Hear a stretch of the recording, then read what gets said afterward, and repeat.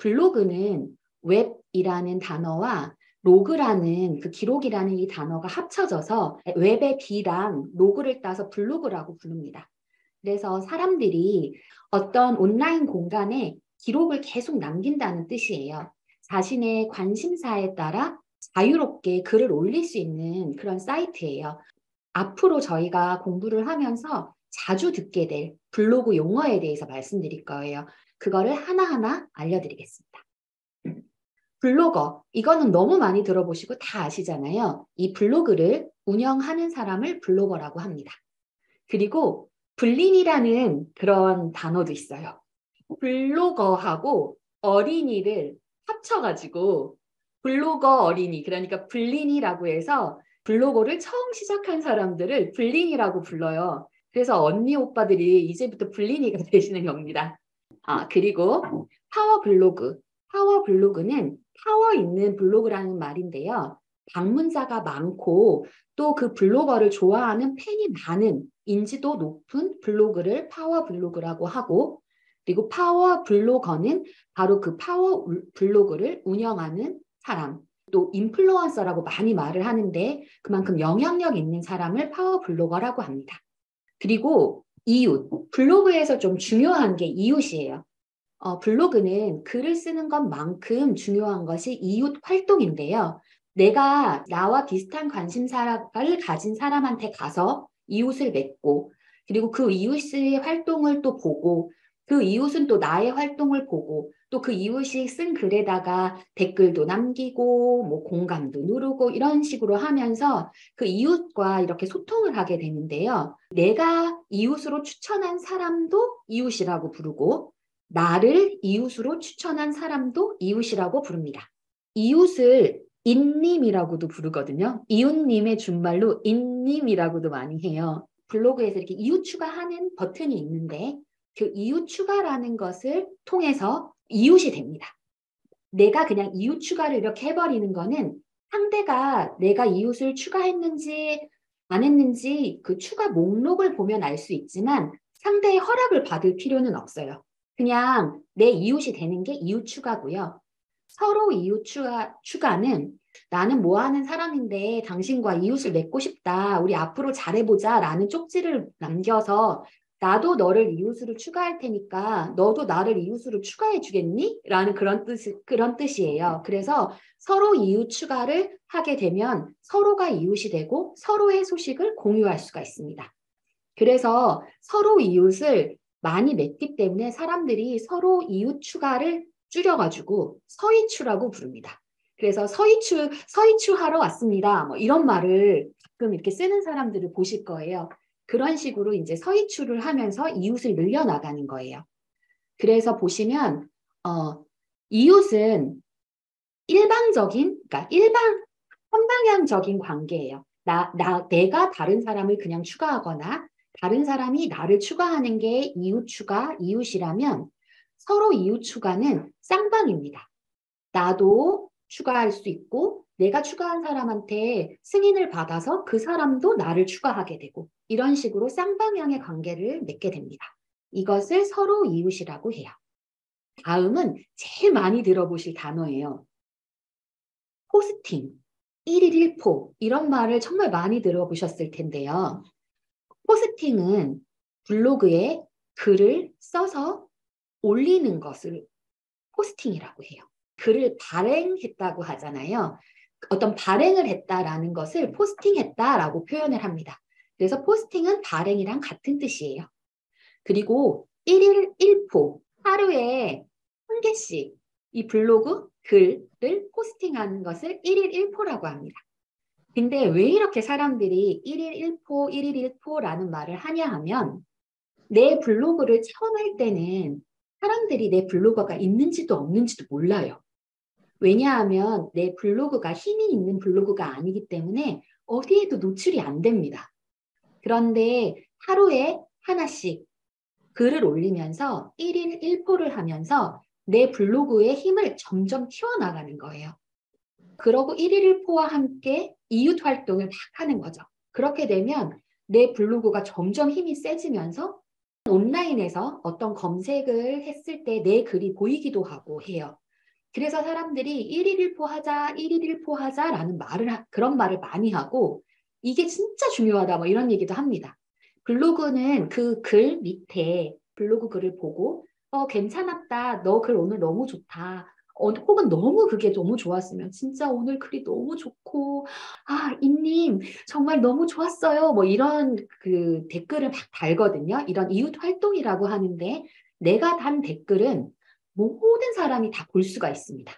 그런데 거기에 비밀 댓글이라는 게 있어요. 그거를 쓸 때는 모든 사람은 볼 수 없고 나와 그 블로그 주인만 내 글을 볼 수가 있습니다. 그래서 그걸 비밀 댓글이라고 하고 줄여서는 비댓이라고 부릅니다. 그리고 답글.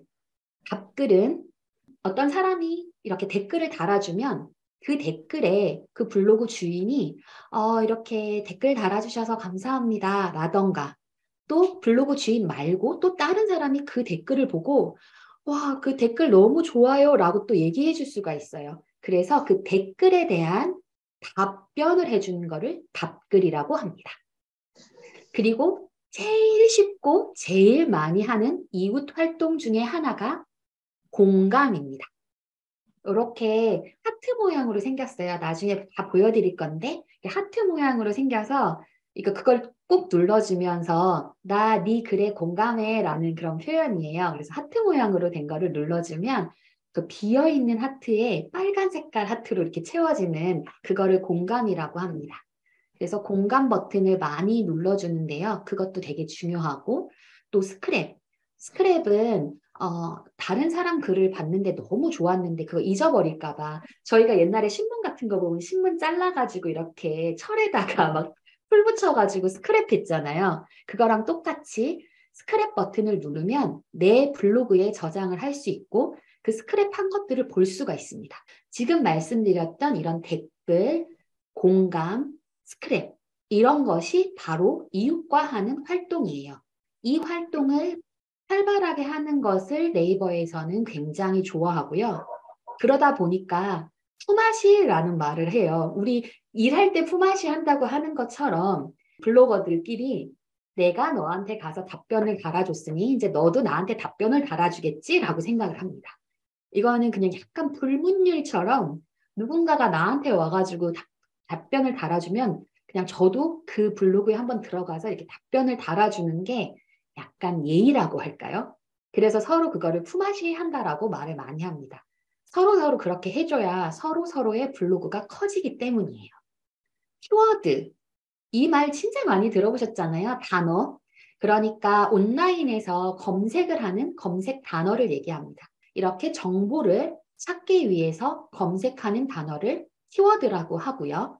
그리고 태그라는 게 있는데 내가 발행한 글이 예를 들어 명상에 관련된 그런 글이었어. 그러면 샵 명상이라고 써주면 그 네이버 알고리즘한테 내 글은 명상에 관한 글이야 라고 알려주는 거예요. 하지만 태그를 꼭 쓸 필요는 없어요. 그거를 안 쓴다고 해서 정보가 검색이 안 되지는 않아요. 저는 태그를 잘 안 썼거든요. 그래도 다 노출이 되고 이럽니다. 하지만 이 글은 이런 글이야 라는 한두 개의 단어로 표현할 수 있는 그런 거기 때문에 그냥 연습하듯이 태그는 한두 개 정도, 뭐 세네 개 정도 써주셔도 됩니다. 막 태그가 정보에 이제 검색이 되게 하는 단어가 태그라고 하니까 사람들이 막 태그만 막 50개씩 달고 그런 거는 하시면 안 되는 거예요. 그래서 딱 글에 맞는 그 정보만, 그 단어만 태그를 사용하셔야 됩니다. 그리고 진짜 많이 나오는 말이 바로 상위 노출이에요. 상위 노출이라는 것은 뭐냐 하면 키워드에 검색했을 때 내 글이 네이버 화면에 상단에 있냐 없냐 상위에 노출됐냐 안 됐냐를 상위 노출이라고 말을 합니다. 이 상위 노출을 잘 해야 사실 블로그에 사람들이 많이 오게 되고 블로그가 점점 커지는 거거든요. 그래서 막 상위 노출 기술에 대해서도 막 많이들 공부하고 이렇게 되는데요. 처음 하실 때는 상위 노출에 노출 상위 이런 거 생각 하나도 안 하셔도 됩니다. 어차피 상위 노출이 안 돼요. 그렇기 때문에 상위 노출을 하려고 애쓸 필요 없이 그냥 내 글만 열심히 쓰시면 됩니다. 상위 노출은 한 6개월 열심히 하셔야 이제 노출될 거예요. 그렇기 때문에 초반부터 이런 거 걱정 하나도 안 하셔도 됩니다. 네, 다음은 공식 블로그인데요. 이것은 이제 뭐냐 하면 삼성전자, 뭐 현대 이런 것처럼 어떤 기업, 정부 기관, 어떤 단체가 운영하는 브랜드 블로그를 네이버한테 우리는 공식 블로그야 라고 하면서 신청을 합니다. 그러면 네이버가 심사를 통해서 공식 마크를 달아줘요. 그리고 블로그 지수. 이거 진짜 또 많이 얘기하시는 것 중에 하나예요. 어떻게 하면 내 블로그 지수가 높아지냐, 뭐 이런 거 많이 물어보시는데, 이 블로그 지수가 뭐냐 하면, 아까 이제 제가 블로그가 점점 커져요, 이런 얘기를 했잖아요. 처음 시작하면 예를 들어서 블로그 지수가 1이었다면, 내가 글도 많이 쓰고, 또 이웃 활동도 하고 하면 20점, 30점, 100점 이런 식으로 점점 점수가 높아집니다. 근데 솔직히 내 점수가 몇 점인지 알 수는 없어요. 네이버에서 밝히진 않습니다. 하지만 블로그 지수가 높아졌다는 걸 어떻게 느끼냐 하면 내 글이 상위 노출이 너무 잘 됩니다. 똑같은 글을 써도 어떤 블로그에 쓰냐에 따라서 이게 상위 노출이 되냐 안 되냐도 좌우를 하는데 그것은 바로 그 블로그의 지수, 그 블로그 힘 때문에 그런 거예요. 그래서 사람들이 뭐 내 블로그 지수가 어떨까 저떨까 이런 얘기를 많이 하는데 어찌되었던 이런 블로그 지수는 블로그 운영 기간, 블로그 글, 포스팅을 한 횟수, 내 방문자, 뭐 댓글이나 공감 활동 이런 모든 것들을 종합해가지고 수치화를 해서 네이버 알고리즘이 이렇게 알아서 이 네이버의 지수를 알려주는 거고 그래서 너는 몇 점이다 라고는 절대로 알려주고 있지는 않습니다. 네, 저품질 블로그.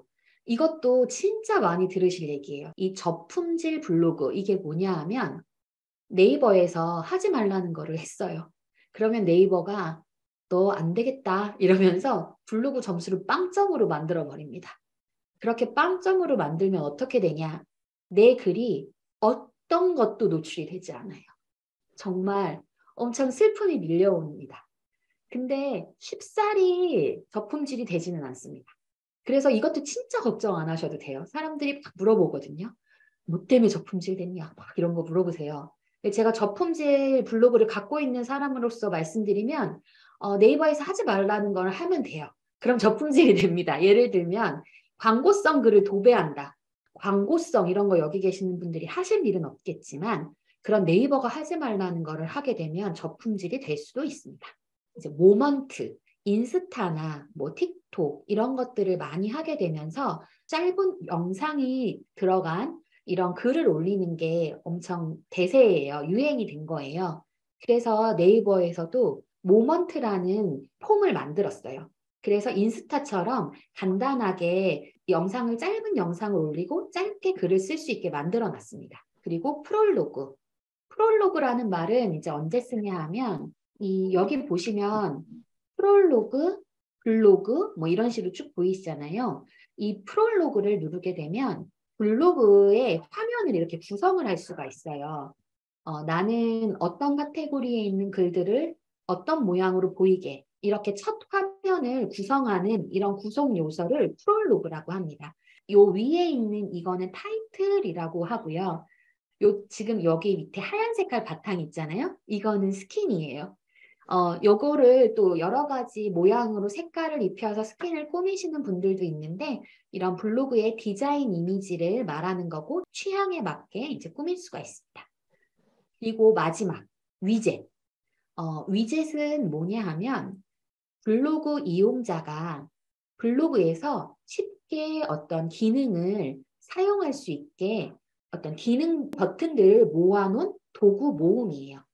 예를 들어서 방문자 수, 뭐 통계 그래프 이런 것들 내 블로그에서 여러 가지 이런 어떤 기능들을 볼 수 있게 막 시계도 볼 수 있게 하고 날짜도 볼 수 있게 하고 이렇거든요. 그런 것들을 모아놓은 그런 도구들을 그냥 위젯이라고 다 통칭해서 부릅니다. 아주 간단한 내용들이었어가지고 이해는 하셨을 거라고 생각이 들고요. 이런 단어들을 이제 많이 쓰게 될 겁니다. 그래서 이런 단어들이 있다는 것 정도 아시면 될 것 같아요.